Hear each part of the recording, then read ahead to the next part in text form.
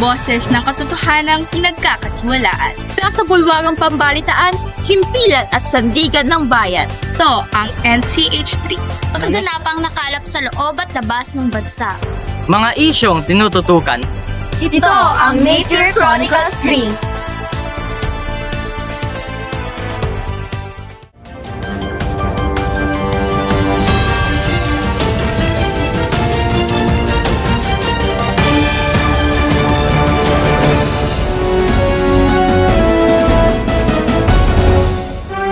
Naroon ng panibagong pagsabog ang Bulkang Taal kaninang umaga.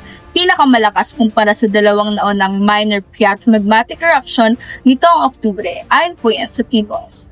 Nagdulot pa yan ng ashfall sa ilang lugar sa Batangas at sa bayan ng Laurel. Nakatutok live si Quincy Ilagan. Quincy?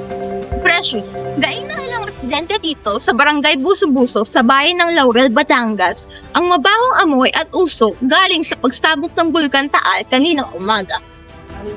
Makapanindig balahibo ang nahuli kam sa CCTV camera ng Talisay, Batangas, LGU na aktwal na pagsabog ng Taal Volcano bago mag-alas 6 kaninang umaga. Tumagal ito ng 4 na minuto.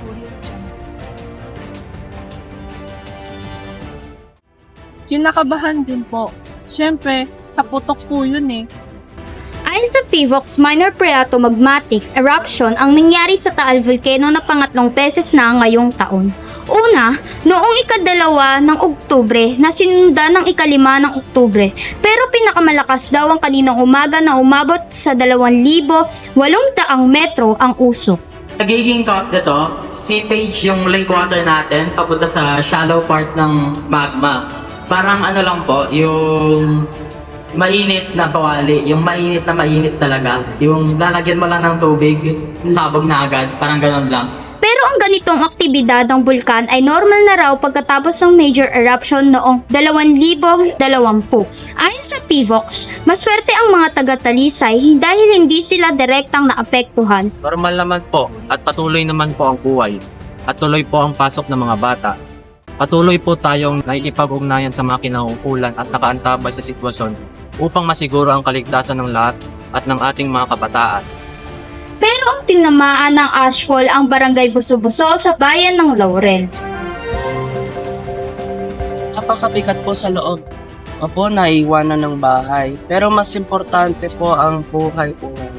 Salamat na lang at wala pong nasaktan po sa akin. Ngayon, okay naman kami.